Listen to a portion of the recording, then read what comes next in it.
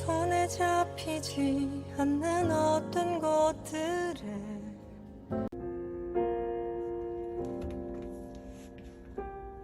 오늘도 함께 온라인으로 찬양할 수 있어서 하나님께 너무 감사드리고 저는 여러분들을 볼 수 없지만 이렇게라도 만날 수 있어서 참 다행이라고 생각이 듭니다. 우리가 서로를 보지 못하지만은 생각나는 선생님이나 또는 친구들, 아니면 뭐 형 누나들, 아니면 동생들, 우리 함께 축복하면서 이 찬양 불렀으면 좋겠는데요. 하나님은 너를 만드시는 분, 우리가 항상 자주 불렀던 찬양인데요. 우리 생각나는 그 지체들을 위해서 축복하는 마음으로 함께 찬양하겠습니다. 하나님은 너를 만드신 분. 하나님은 너를 만드신 분, 너를 가장 많이 알고 계시며, 하나님은 너를 만드신 분, 너를 가장 깊이 이해하신단다. 하나님은 너를 지키시는 분, 너를 절대 포기하지 않으며, 하나님은 너를 지키시는 분, 너를 쉬지 않고 지켜보신단다. 그의 생각 셀 수 없고, 그의 자비 무궁하며, 그의 성실 날마다 새롭고, 그의 사랑 끝이 없단다. 하나님은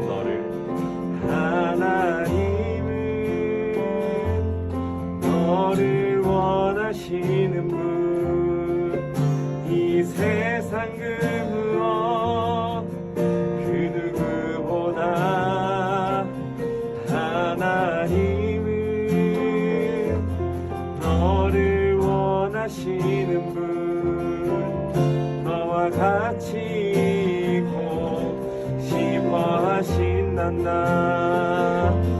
하나님은 너를 인도하는 분, 광야에서도 폭풍 중에도 하나님은 너를 인도하는 분, 푸른 초장으로 인도하신단다. 그의 생각 셀 수 없고, 그의 자비 무궁하며, 그의 성실 날마다 새롭고, 그의 사랑 끝이 없단다. 그의 생각 셀 수 없고, 그의 자비 무궁하며,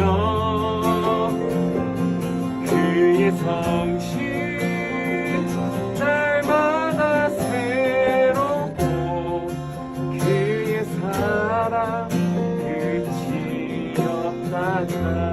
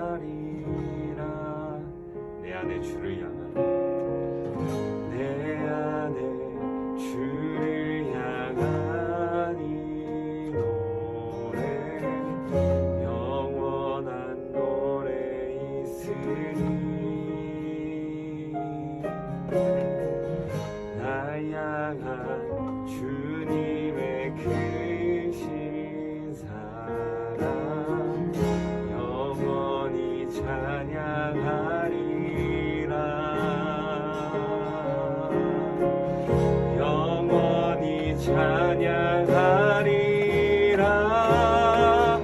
아름다우신 오 놀라우신 영원할 수 없는 사랑 오 위대하신 하나님의 사랑 영원히 찬양하리. 아름다우신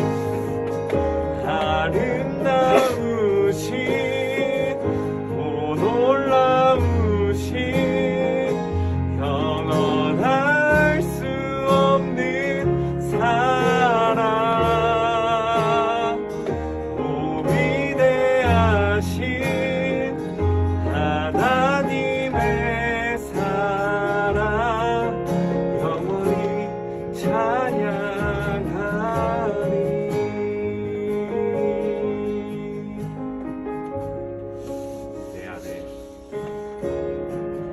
내 안에 주를 향한 이 노래 영원한 노래 있으니 날 향한 주님의 크신 사랑 영원히 찬양하리라. 십자가 그 사랑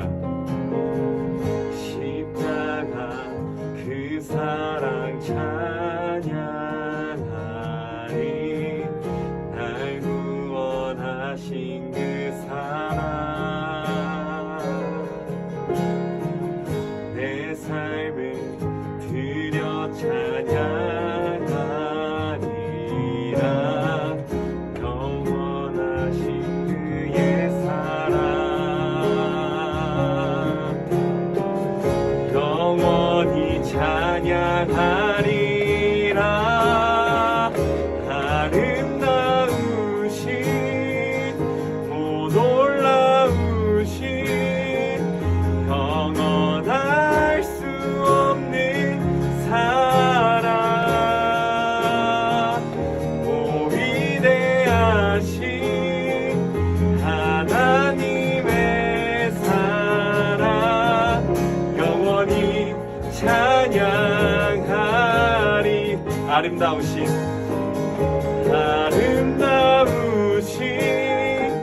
오 놀라우신 영원할 수 없는 사랑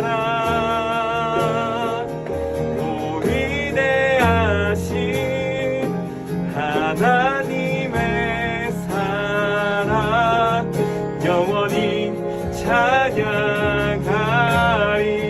주와 같은 분은 없네. 주와 같은 분은 없네. 이 세상 그 누구도 주와 같은 분은 없네. 누구도 바꿀 수 없네. 주와 같은 분은 없네. 주와 같은 분은 없네. 이 세상 그 누구도 주와 같은 분은 없네. 누구도 바꿀 수 없네.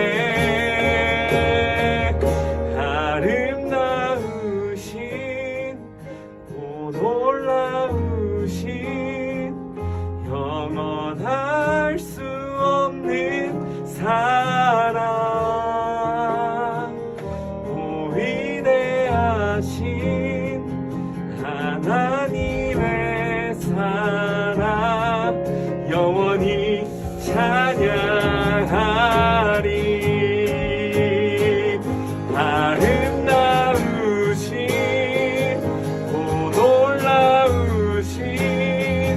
영원할 수 없는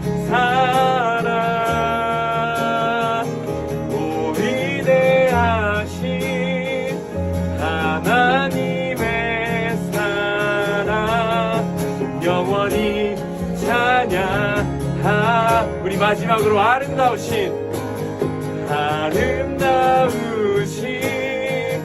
오 놀라우신 영원할 수 없는 사랑 오 위대하신 하나님의 사랑 영원히 찬양하리.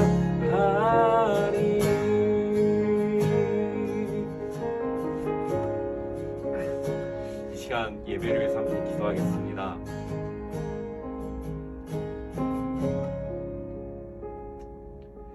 제가 최근에 그런 말을 들었어요.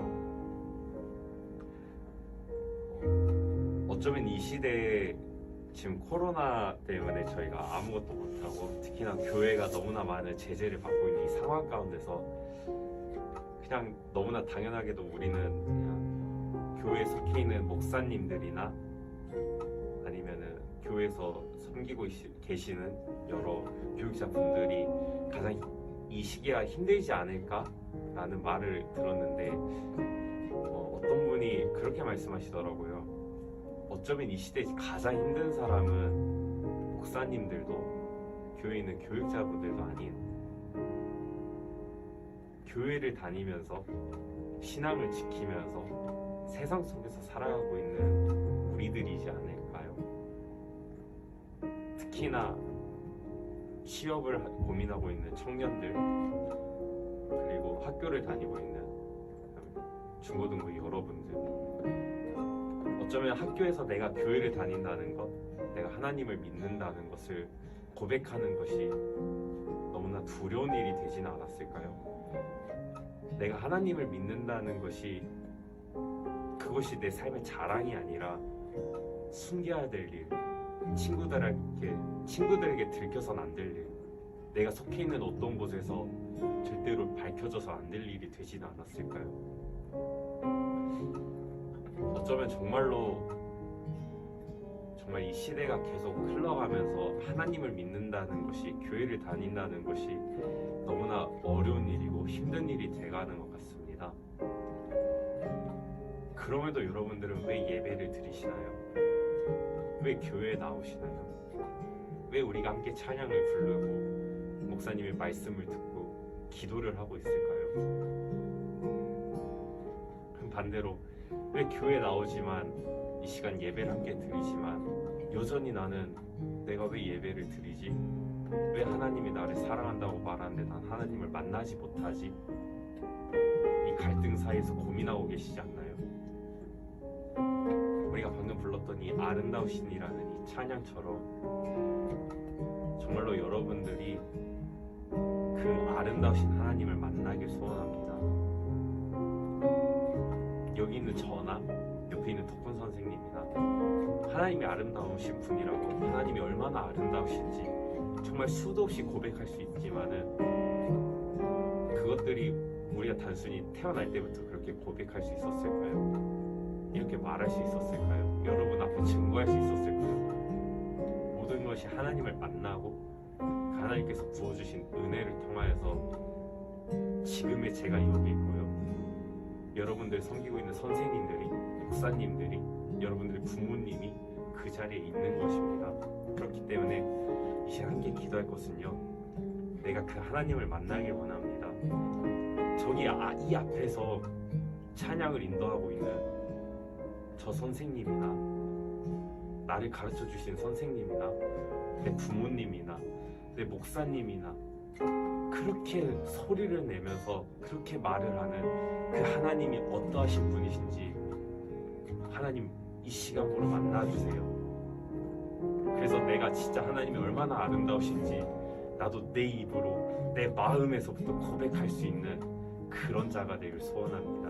하나님 이 시간부터 만나주세요. 이 시간으로 만나주세요.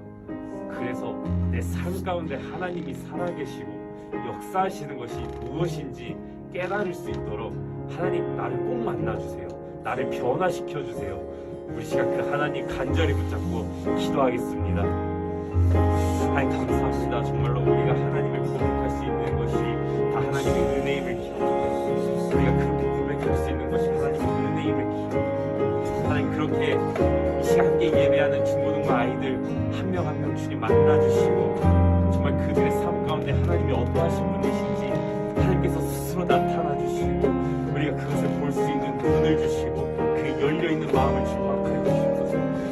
마음이 너무나 어둠으로 가득합니다. 그렇기 때문에 하나님이 빛으로 나타나 주셔서 너무나 그 강한 빛이 나의 삶을 다 바꿔버리고 나의 그 어두운 모든 부분이 없어질 수 있도록 주님 강한 빛으로 내게 찾아와 주셔서 나의 삶을 바꿔주시옵소서. 나와 함께하여 주시옵소서. 주님 나를 만나 주셔서 나를 변화시켜 주시옵소서. 나의 삶을 주관하여 주시옵소서. 나의 진정한 왕이 되어 주시고 나의 모든 것이 되어 주시옵소서. 주님, 나도 주님을 고백해 보길 원합니다. 나 또한 주님을 만나보길 원합니다. 나 또한 주님의 뜻대로 살아가 보길 원합니다. 주님 꼭 만나 주시옵소서. 주님 꼭 찾아와 주시옵소서. 나를 변화시켜 주시고 나의 감겨있는 그 눈에 주님 안약을 발라주셔서 내가 그 밝은 눈으로 주님을 볼 수 있도록 내 마음 깊은 곳에서부터 주님 만날 수 있도록 주님 나와 함께해 주시옵소서. 오직 주님을 간절히 바랍니다. 주님을 더 바랍니다. 주님 함께해 주시옵소서. 주님을 더 원합니다. 주님 함께해 주시옵소서. 주님을 더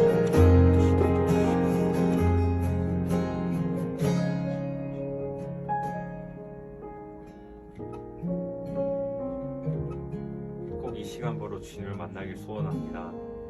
주님 나를 찾아와 주시고 내게 은혜를 부어주시옵소서. 함께 예배하는 그 모든 학생 한 명 한 명 주님 찾아가 주시고 축복하여 주시고 그들의 왕이 되어 주시옵소서. 주님을 기대합니다. 예수님 이름으로 기도드렸습니다. 아멘.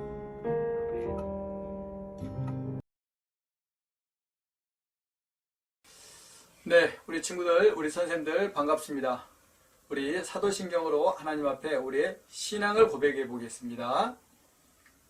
전능하사 천지를 만드신 하나님 아버지를 내가 믿사오며 그 외아들 우리 주 예수 그리스도를 믿사오니 이는 성령으로 잉태하사 동정녀 마리아에게 나시고 본디오 빌라도에게 고난을 받으사 십자가에 못 박혀 죽으시고 장사한 지 사흘 만에 죽은 자 가운데서 다시 살아나시며 하늘을 오르사 전능하신 하나님 우편에 앉아 계시다가 저리로서 산자와 죽은 자를 심판하러 오시리라.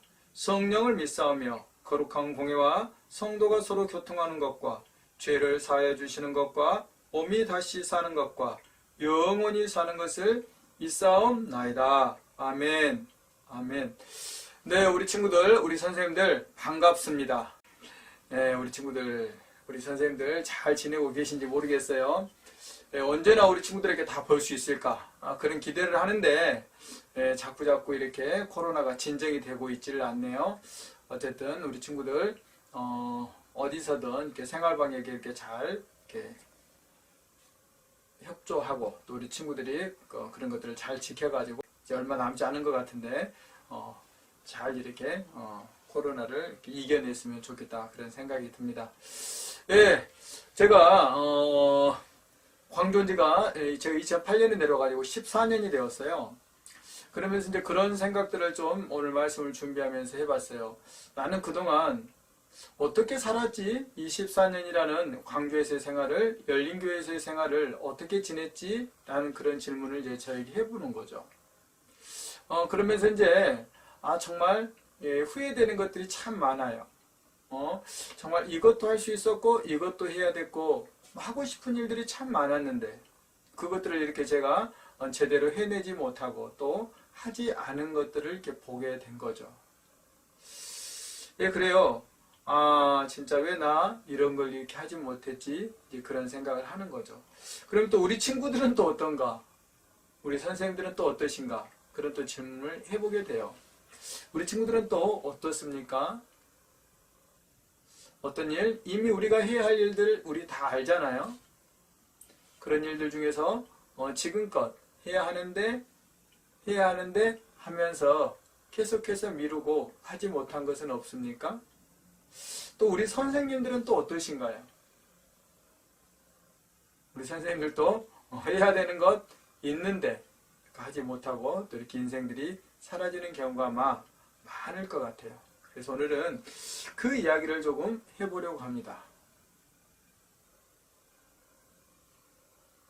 자, 우리 오늘 말씀을 한번 보도록 하겠습니다. 창세기 3장 한번 펴보시죠. 창세기 3장 1절에서 13절 말씀을 중심으로 오늘 그 이야기를 좀 해보도록 하겠습니다. 펴기 쉬우니까 편 줄 알고 우리 같이 읽어보도록 하겠습니다. 제가 먼저 읽겠습니다. 그런데 뱀은 여호와 하나님이 지으신 들짐승 중에 가장 강교하니라. 뱀이 여자에게 물어 이르되 하나님이 참으로 너희에게 동산의 모든 나무의 열매를 먹지 말라 하시더냐?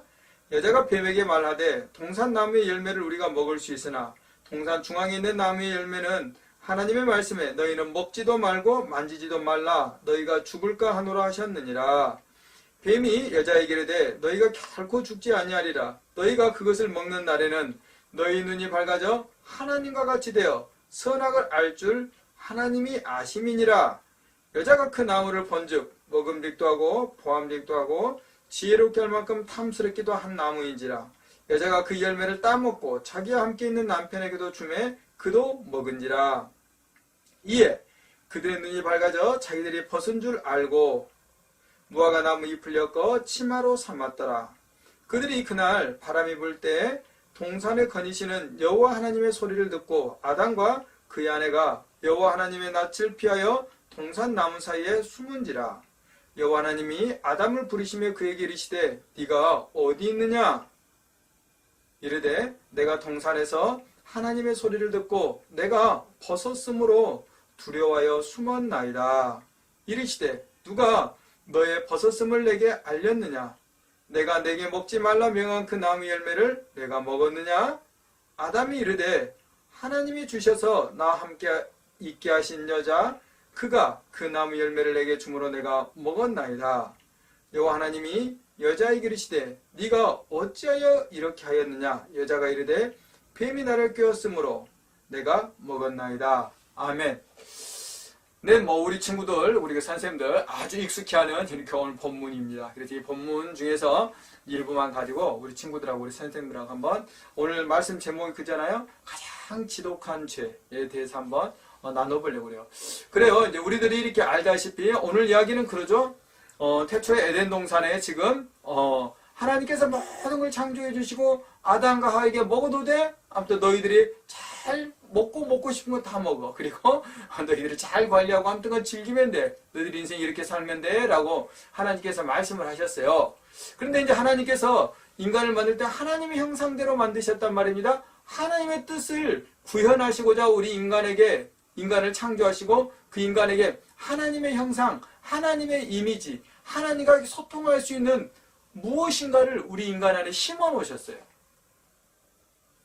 그런데 인간이 하나님하고 속성이 비슷한 부분이 많기 때문에 인간이 언제든지 하나님같이 되려고 하는 게 있어요. 그래서 하나님께서 그것을 막고자 하나님이 동산 중앙에 떡하니 무엇을 선악을 알게 하는 나무를 하나 딱 심어 놓으셨어요. 그리고 다 먹어도 돼. 그런데 저 선악을 알게 하는 나무의 열매는 먹으면 안 돼. 그럼 너희 정령 반드시 기필코 죽어. 하고 이렇게 말씀을 하셨어요. 그래서 아담과 하와는 그거 이제 그런 줄 알고 이제 잘 살아요. 먹을 것이 없는 게 아니니까.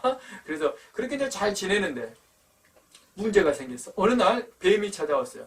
근데 제가 지난번에 한번 말씀드린 적이 있는데 이 뱀을 지금 우리가 생각하는 뱀이라고 생각하면 안 돼. 뱀이 말하겠어? 그러지 않겠죠. 그래서 아마 이때 하와에게 찾아왔던 뱀은 아마 제가 보기에는 엄청 멋있는 남자의 모습으로 왔을 수도 있어요. 어쨌든 그러잖아요. 누군가를 꼬시려면은 그냥 그 사람이 좋아할 만한 이미지로 가야지. 그렇지 않으면 넘어가지 않겠죠. 그러니까 어쨌든 하와가 혹할 만한 그런 이미지로 형상으로 아마 이 뱀이 하와에게 간 거죠. 충분히 그럴 수 있죠. 왜? 악한 것이니까, 사단이니까, 사단은 우리 사람을 어떻게든 꾀기 때문에 그렇게 할 수 있는 거죠. 자, 그래서 이 뱀이 그 하와에게 말한 거죠. 야야야, 하나님이 모든 거 먹지 말라더냐? 라고 이렇게 하와에게 묻는 거죠. 그러니까 하와가 아니, 먹어도 돼.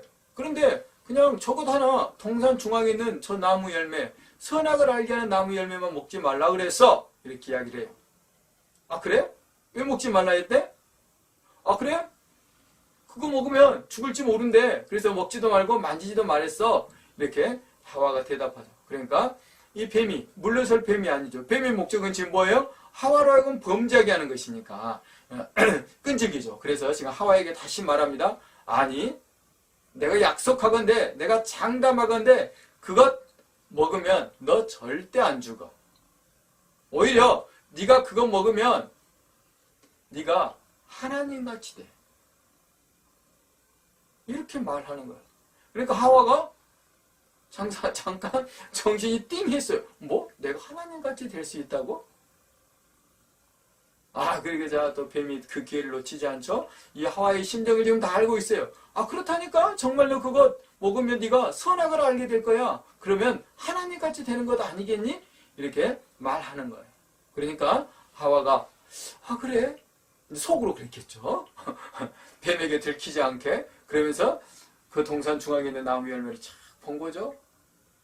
선악을 알게 한 나무를 본 거예요. 그 열매를 보니까 야 진짜 먹음직하고 보암직하고 야 정말 저거 먹기만 하면은 진짜 선악을 알 만큼 지혜롭게 할 만큼 탐스럽게 생긴 열매인 거예요. 그러니까 뱀이 그랬겠죠. 봐봐 정말 그렇다니까.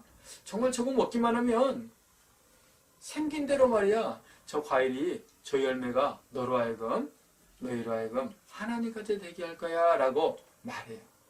그러니까 이 하와가 용기를 내서 가서 탁 열매를 하나 따가지고 먹었습니다. 맛있었나 봐요. 그리고 나서 그 열매를 또 자기 남편 아담에게도 줍니다. 또 아담 또 기꺼이 받아서 그걸 또 먹습니다. 자 이제 문제가 여기서부터 시작되는 거예요. 자 그들이 이제 그렇게 선악을 알게 하는 나무의 열매를 먹고 나니까 그들이 지금 어떻게 했어요? 보니까 그들이 벌거벗은 것을 보게 되었다고 그러잖아요. 그러면서 이들이 무슨 행동을 하게 되죠? 그래요. 이제 동산 사이에 나무 사이에 숨어 들어가요. 하나님을 피해 숨어 들어가더라는 것이죠. 그리고 그 하나님은 이제 그 아담과 하와를 하나님께서 찾아오시죠. 보니까 9절에서 아담아 너 어디 있어? 막 그러시잖아요. 그래서 아담아 너 어디 있니? 막 이렇게 하나님이 찾아오세요. 그러니까 10절에서 보니까 이렇게요. 이제 하나님 소리를 듣고 하나님이 이제 아담과 하와에게 갔겠죠. 그러니까 아담과 하와 아담 하는 말이 그래요. 내가 진짜 벌거벗어서 쪽팔려서 숨었어요. 라고 말하는 거예요. 그러니까 하나님께서 다시 말씀하세요. 야 네가 벌거벗은 것 그것이 무슨 수치라고 누가 말하더냐? 너희 동산 중앙에 있는 그 나무 열매 내가 먹지 말라 했는데 그거 먹은 거야? 하나님이 그렇게 물으셨어요. 그럼 우리 같으면 어떻게 해야 돼? 꼼짝없이 들켰으니까 자수해서 광명을 찾아야죠. 그런데 아담과 하와는 자수할 생각이 없었나 봐요. 그래서 특별히 아담이 이렇게 말해요. 12절에서 그렇게 말합니다. 아니 하나님이 나에게 주신 저 여자가 나에게 주어서 내가 그것을 먹었어요 라고 말해요. 그리고 또 하나님께서는 이제 하와에게 말씀하시죠. 너 그거 먹었어? 하와와 아니 뱀이 나를 꼬셔서 내가 넘어간 것 뿐이에요 라고 이렇게 말하는 거예요. 자 여기까지 제가 이제 오늘 스토리를 전체를 이야기하려고 한 것이 아니기 때문에 여기까지만 오늘 이야기를 이렇게 대충 정리를 하도록 하겠습니다.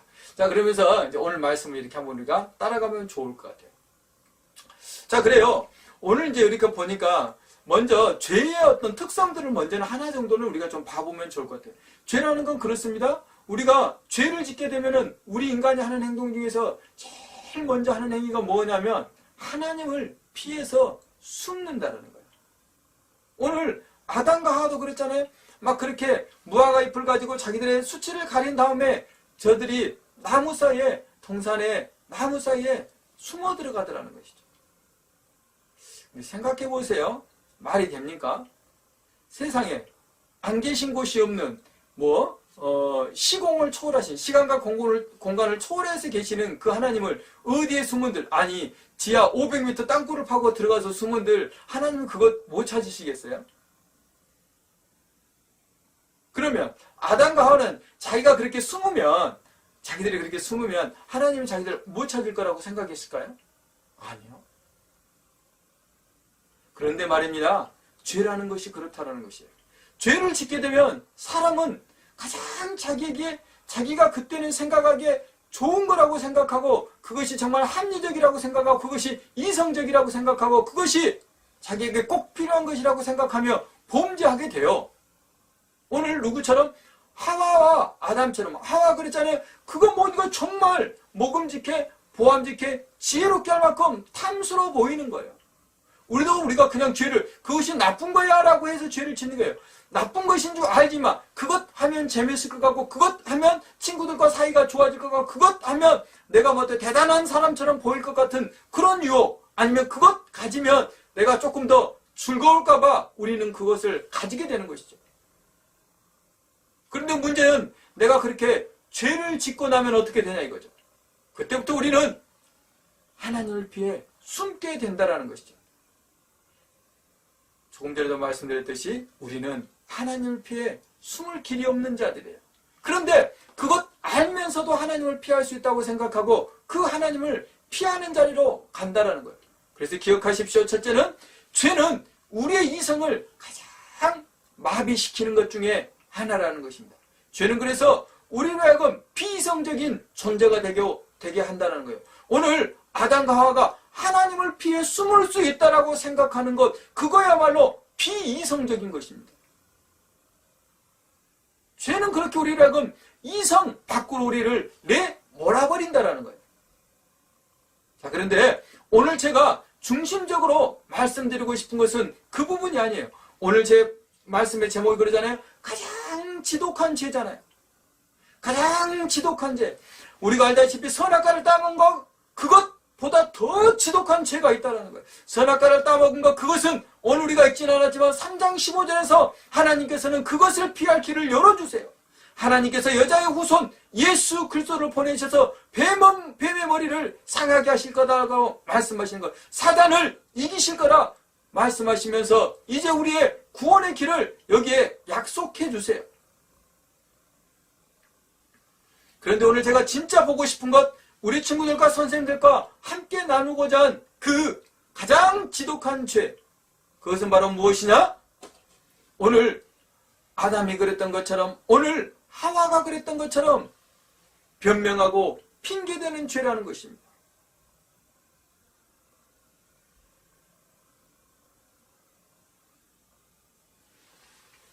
아담이 뭐라고 말했습니까? 그래요, 저 여자가 나에게 주어서 나 먹었어요. 아니, 그 여자 하나님이 나에게 주신 여자 아닙니까? 라고 말하는 거죠. 누구 탓입니까? 아내 탓이고, 그 아내를 주신 하나님 탓이라고 말하는 것이죠. 그러면서 자기는 잘못이 없다 말하는 거예요. 여자 어떻습니까? 나 먹을 생각 없었어요. 그런데 하나님이 만드신 저 뱀이 나에게 그것 먹어도 된다, 그것 먹으면 하나님같이 된다 해서 나 먹은 것뿐이에요 라고 말하는 거예요. 우리 친구들, 가장 지독한 죄는 우리가 죄를 짓고 나서 그 죄를 감춰버리고 그 죄를 덮어버리려고 하고 그 죄를 죄로 인정하지 않는 것이라는 것입니다. 사진을 한 장 보겠습니다. 자, 그래요. 이거는 그냥 야구 선수가 그러는 거예요. 그래, 야구 선수들이 이제 공격도 하지만 수비도 하잖아요. 수비하다가 그래, 높이 뜬 이렇게 공을 이렇게 잡으려다가 놓쳤어요. 놓칠 수도 있겠죠. 그럼 이제 감독이 그러겠죠. 왜 놓쳤니? 이렇게 말하면은 그 선수가 뭐라 그래야 돼요? 아, 그래요, 감독님 제가 잘못했어요. 연습 더 열심히 하겠습니다 라고 하면 되는 것 아니겠어요? 그리고 정말 그렇게 연습 열심히 하면 되는 거죠. 근데 만약에 그 친구가 이렇게 말하는 거예요. 아, 햇빛 때문에 못 봤어요. 아니, 막 운동장에 어제 비 와서 오늘 미끄러워가지고 그랬어요. 아니, 저는 대현이가 받을 줄 알았어요 라고 말하며 핑계대고 변명하며, 이 친구는 그 수비 실수를 계속해서 선수 생활하는 동안 반복할 것이고 결국은 선수 생활을 오래 잘하지 못할 겁니다. 제가 지금 사진 한 장을 또 보여주려고 그러는데, 예, 이 사람 누구냐면은 아돌프 아히만이라는 사람입니다. 2차 세계대전 당시에 독일에서 유대인 학살에 가장 앞장섰던 사람 중에 하나예요. 그런데 그 사람이 저기 남미로 도망을 갔어요. 이제 2차 세계대전에서 독일이 패망하고 나니까 자기에게 어떤 결과가 올지를 이미 다 알잖아요. 그래서 그가 저기 남미 대륙으로 이렇게 도망을 갔어요. 아르헨티나로 이렇게 숨어 들어갔는데 그곳에서 이제 다른 이름으로 이렇게 그동안 생활을 하다가 한 15년쯤 지나가지고 거기에서 체포되었어요. 이스라엘 요원들에 의해서 이제 그 체포돼가지고 이제 예루살렘으로 가가지고 거기서 재판을 받는 거예요. 근데 당시에 유대인들 150만 명 이상을 학살했던 그 주역 중에 하나인데 그 아돌프 아이히만이 재판 과정에서 그런 이야기를 해요. 나는 잘못한 것 없습니다. 재판장이 물어요. 양심에 비춰봤을 때도 그렇습니까? 라고 하니까 네? 나는 내 양심에 비춰봐도 나는 잘못한 것 없습니다. 라고 말해요. 그는 이렇게 말해요. 나는 명령에 따르는 공무원이었습니다. 나는 명령에 따랐을 뿐입니다. 라고 말해요. 그러면서 오히려 내가 지금 석쇠에 올려진 스테이크 같은 기분이에요. 나 이 자리에 있어야 될 사람이 아니에요. 라고 재판장에게 말하더라는 거예요. 무섭지 않습니까? 무엇 때문에? 나는 명령을 따랐을 뿐이고 명령을 나에게 내린 사람이 잘못이지 나는 잘못 하나도 없어요. 라고 말하는 거예요. 그는 자기의 잘못을 결코 인정하지 않은 거죠. 그래서 결국 그는 그냥 참수형당하고 맙니다. 사랑하는 우리 친구들, 우리 선생님들, 우리는 실수할 수 있습니다. 아니, 우리는 때로는 범죄할 수도 있습니다. 그러나 그것이 우리 인생을 망하게 하지는 않습니다.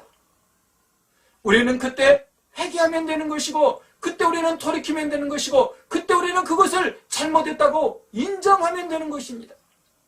그러면 우리는 다시 살 수 있는 길을 가지게 되는 것이고 그런 기회를 가지게 되는 것입니다. 성경은 말합니다. 그러나 우리 인간에게 용서받지 못할 죄가 있다고 말해요.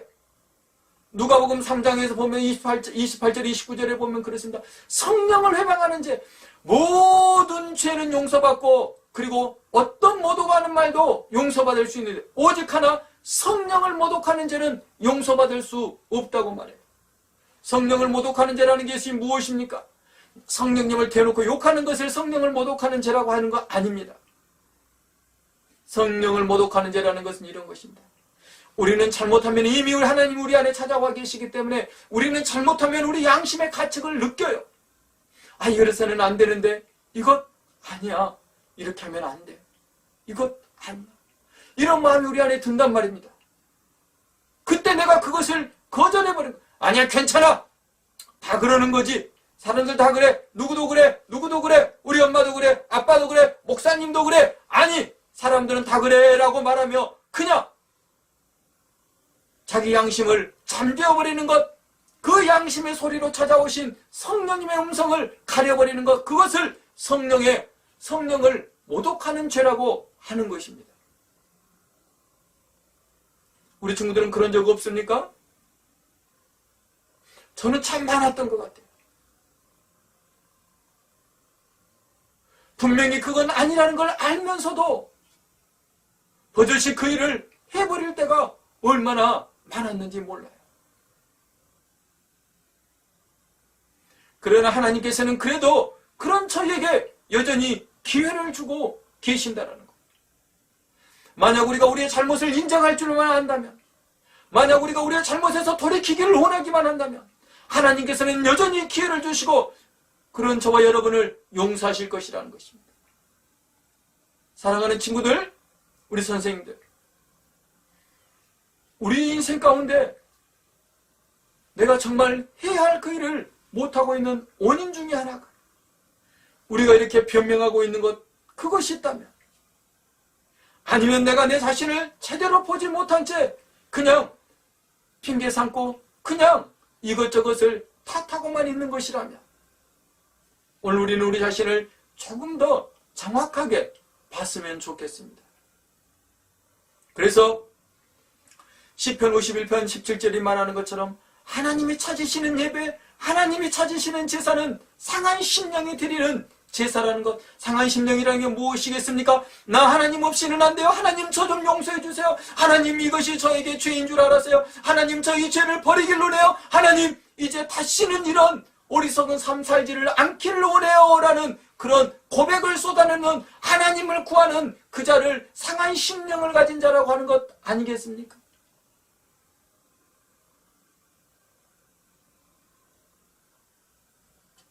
말씀을 한번 이렇게 다시 연결해 보겠습니다.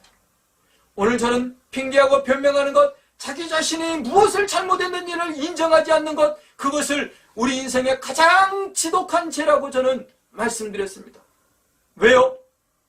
내가 내 자신의 잘못이 무엇인지를 인정하지 않는다는 것, 내가 내 자신의 잘못을 알면서도 이런저런 핑계를 대고 그냥 그것 때문이라 말하며 나를 고치기를 거절하게 되면 결국은 나는 하나님의 내 안에 일하실 수 있는 그 기회를 내가 차단해버리는 것이죠. 내 마음의 문을 닫아버림으로 해서 하나님 나에게 일하실 수 있는 기회를 내가 내 스스로 버려버리는 셈이 된다는 것입니다. 사랑하는 친구들, 우리 선생님들도 아직 기회가 많습니다. 저도 오늘 말씀을 준비하면서 새로운 기회를 내가 잡아야겠다. 내가 그래 내 인생을 이제 변명과 환경을 탓하며 더 이상 허비하지 않아야겠다라는 그런 마음의 다짐을 하며 이 말씀을 준비했습니다. 만약 내가 무엇을 해야 하는지를 알면서 하나님께서 내게 주신 그 소원들을 알면서도 여전히 내가 그것을 하고 있지 않는 이유 중에 내가 이것을 탓하고 저것을 탓하고 내 재능을 탓하고 나의 시간을 탓하고 내게 무엇이 없다는 것을 탓하며 하지 않는 것이 있다면 우리 친구들도 마찬가지입니다. 우리 친구들은 압니다. 내가 지금 어떻게 공부해야 되는지도 알고 내가 무엇을 공부해야 되는지도 알고 내가 어떤 부분이 약한지를 안단 말입니다.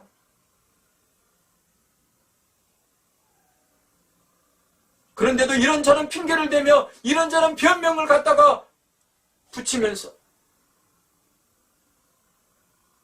그 일들을 피하고 내일 다음에라고 미루며 이렇게 그냥 세월만 보내고 있다면 안 됩니다. 그것은 하나님도 구제해 줄 수 없는 그런 지독한 죄인 것입니다.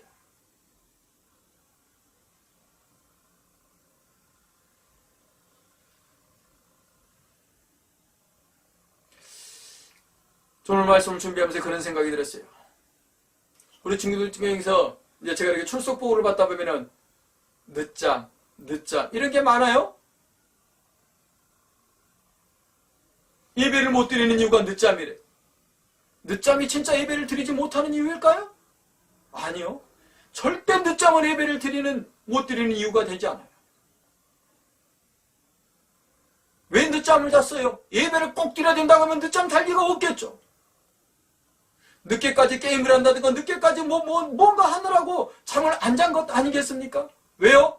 늦잠 자고 다음날 예배 드리지 않으려고 다음날 교회 가지 않으려고 늦잠 자버린 것이 가장 편한 이유가 되고 변명이 되니까 그런 것 아니겠습니까?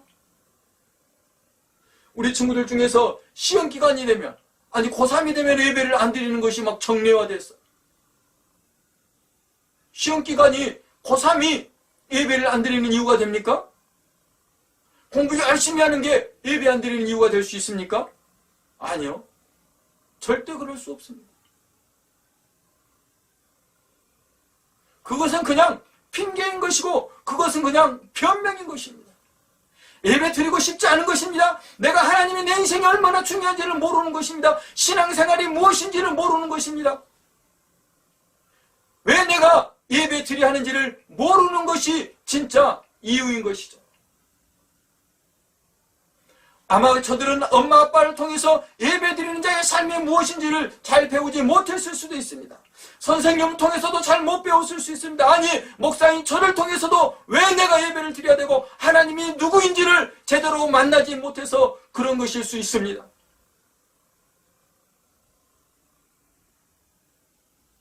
그래서 저도 더 예배에 생명력이 있도록 힘쓰겠습니다. 우리 선생님들도 부모님들도 더 예배자의 삶에 가까이 나아갈 것입니다. 우리 친구들 변명과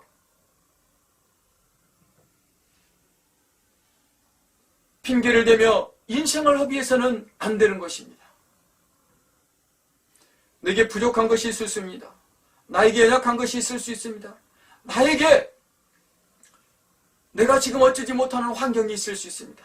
그런데 그것은 내가 하나님을 찾고 하나님을 부르는, 아까 시편 51편 17절의 말로 표현하자면 상한 심령에 대해서 하나님 나 이것 내가 해결할 수 없어요. 그래서 하나님이 필요해요. 하나님 저 좀 도와주세요라고 하나님을 부르는 기회이고 하나님을 찾는 열쇠이라는 것입니다.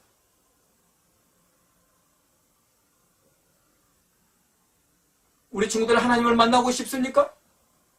우리 친구들의 삶 가운데서 하나님이 주인 되어 주시기를 원하십니까? 우리 친구들의 삶을 하나님 원하십니까? 그러면 오늘부터 우리의 삶 가운데서 내가 무엇이 잘못인지를 알게 됐을 때는 정직하게 그 잘못을 인정하는 용기를 가지십시오. 그리고 하나님 앞에, 아니 엄마에게, 부모님에게, 누구에게인가 선생님에게 잘못을 했고 친구에게 잘못했으면 그 용서를 구할 줄 아는 그런 용기를 가지십시오. 그리고 어떤 일이 있어도 변명하거나 핑계대지 마십시오. 그래야 우리는 누구에게인가 요청할 수 있고, 그래야 우리는 누구에게인가 사과할 수 있고, 그래야 우리는 누구에게인가 감사할 수 있고, 그래야 우리는 누군가의 도움을 받으며 살아갈 수 있는 것입니다. 무엇보다 하나님께 구할 수 있는 인생을 살아갈 수 있게 되는 것입니다. 그래야 하나님을 만나지 않겠습니까? 말씀을 정리하려고 합니다. 우리 인생 가운데서 가장 지독한 죄, 그 죄는 다른 것이 아니라 내 잘못을 인정하지 않는 것. 오늘 아담처럼 나는 잘못 없어요. 하나님이 만드셨잖아요. 하나님이 주신 저 여자 때문이에요. 아니 하와처럼 하나님이 만드신 저 뱀 때문 아니에요. 내가 어쩌라고요. 라는 태도를 가져서는 안 되는 것입니다. 그리고 변명하고 탓하고 핑계대는 인생 살아서는 안 됩니다. 우리는 잘못할 수 있습니다. 그때 정직하게 그 잘못을 인정하고 누군가의 도움이 필요하면 그 도움을 요청할 줄 아는 그런 우리가 되어야 하는 것입니다. 저는 말씀을 마무리하면서 이런 생각이 들어요. 이건 봄이잖아요. 한참 나무에 새싹들이 돋아나요. 그런데 말입니다. 이 새싹들이 다 잘 자라는 것 아닙니다. 당이 좋은 곳에 뿌리를 내린 나무들만이 좋은 새싹을 유지하고 가을까지 잘 자라 아름답게 단풍 물들어서 또 낙엽져 떨어지는 것입니다. 저는 우리의 신앙도 그렇다고 생각해요. 우리 친구들의 신앙이 지금 연한 새순 같아요. 그런데 이 새순이 말입니다. 잘 자라기 위해서는 여러분의 삶이라는 토양이 중요하다는 것입니다. 여러분의 삶의 토양이 잘못이 있을 때 그것을 인정하고, 핑계와 변명 대신 누군가의 도움을 요청하고, 또 감사할 것이 있으면 감사하고, 사과할 것이 있으면 사과하고, 용서를 구할 것이 있으면 용서를 구하고, 도움을 구할 것이 있으면 도움을 구하며, 그때마다 하나님을 만나고 그때마다 함께 신앙하는 것이 얼마나 큰 복인가를 알게 되면서 여러분의 삶의 토양을 하나님의 것으로 채워간다면 여러분의 신앙의 그 새순들은 얼마나 멋지고 무성하게 자라갈까를 기대합니다. 반대로 만약 우리가 변명하고 탓하고 그런다면 우리의 신앙, 우리의 삶의 신앙은 돌처럼 점점 단단해져서 결국은 메말라 버려서 다 크지도 못한 채 입은 지고 말 것입니다. 그래서 하나님이 없다고 하나님을 떠나버리고 교회를 떠나버리는 그런 불쌍한 인생이 될 수 있다는 것입니다. 우리 친구들, 그리 살아서는 안 되겠습니다. 오늘 말씀을 잘 기억하십시오.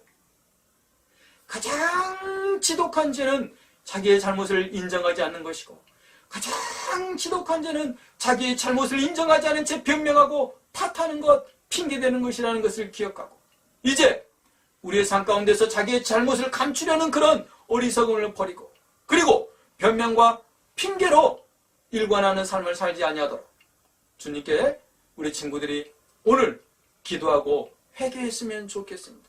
그리고 주님의 도움을 구했으면 좋겠습니다. 제가 기도하고 그리고 주기도문하고 예배를 마치도록 하겠습니다. 기도하겠습니다. 사랑의 하나님, 참으로 감사드립니다. 우리는 얼마나 어리석은지 모릅니다. 그래서 늘 나는 내게 좋은 것이라고 택한 그것이 하와가 선악과를 따먹은 것처럼 그런 어리석은 행위일 때가 많고, 그로 말미암아 더 이상한 짓, 비이성적인 일, 감히 할 수 없는 일, 하나님을 피한다며 하나님을 멀리 떠나버리려는 그런 어리석음에 빠질 때가 많습니다. 주님, 저희를 불쌍히 여겨주시고 긍휼히 여겨 주시옵소서. 우리가 인생을 살아가면서 가장 큰 죄는 내가 실수한 것, 내가 죄를 짓는 그 자체가 아니라 그것을 인정하지 않은 채 변명하고 탓하면 나의 잘못을 잘못으로 여기지 않는 것이 가장 지독한 죄인 것을 알게 해주시고, 그것은 하나님마저도 어찌할 수 없게 만드는 죄임을 알게 해주셔서 이제 사랑하는 우리 친구들과 우리 선생님과 저에게 잘못이 있을 때는 그 잘못을 기꺼이 인정하는 용기가 있게 해주시고, 변명과 탓하는 것이 아니라 도움이 필요할 때는 하나님께 구하고, 그리고 누구에게인가 그 도움을 요청하고, 그리고 감사하고, 또 그때마다 하나님을 얻어가는 복도 귀한 우리 모두 다 될 수 있도록 주님 축복하여 주시옵소서. 이제 우리의 잘못을 더 이상 덮어버리는 어리석음에 빠지지 않게 주님 도와주시고, 더 이상 변명과 핑계를 일삼으며 하나님과의 사이에 담을 쌓는 어리석은 삶 살지 아니하도록 주님 축복하여 주시옵소서. 오늘도 우리 가운데 함께 하시고 일하시는 하나님, 오늘도 스스로 자복하여 하나님의 은혜를 구하기를 원하시는 하나님, 상한 심령으로 하나님께 나오기를 원하시는 하나님, 자기의 잘못을 기꺼이 인정하는 자를 반겨주시고 그를 용서하시는 하나님, 그 하나님께 저희를 의탁하며 예수 그리스도 이름으로 감사하며 기도 올립니다. 아멘. 네, 아까 말씀드렸던 것처럼 코로나가 이렇게 다시 이렇게 조금 이렇게 더 성행하고 있습니다. 어쨌든 각별히 개인 위생에 주의하시고 불필요한 곳은 이렇게 가지 않았으면 좋겠어요. 예, 주기도문으로 오늘 예배를 마치도록 하겠습니다. 하늘에 계신 우리 아버지여, 이름이 거룩히 여김을 받으시오며 나라의 마옵시며 뜻이 하늘에서 이룬 것 같이 땅에서도 이루어지이다. 오늘날 우리에게 일용할 양식을 주옵시고, 우리가 우리에게 죄진 자를 사하여 준 것 같이 우리의 죄를 사하여 주옵시고, 우리를 시험에 들게 하지 마옵시고 다만 악에서 구하옵소서. 대개 나라와 권세와 영광이 아버지께 영원히 싸움나이다. 아멘. 네, 우리 친구들, 우리 선생님들 반갑습니다. 그리고 다음 주에 또 이렇게 건강한 모습으로 뵙도록 하겠습니다. 네, 사랑합니다. 다음 주에 뵙도록 하겠습니다. 손에 잡히지 않는 어떤 것들을 잡으려고 애를 썼었네.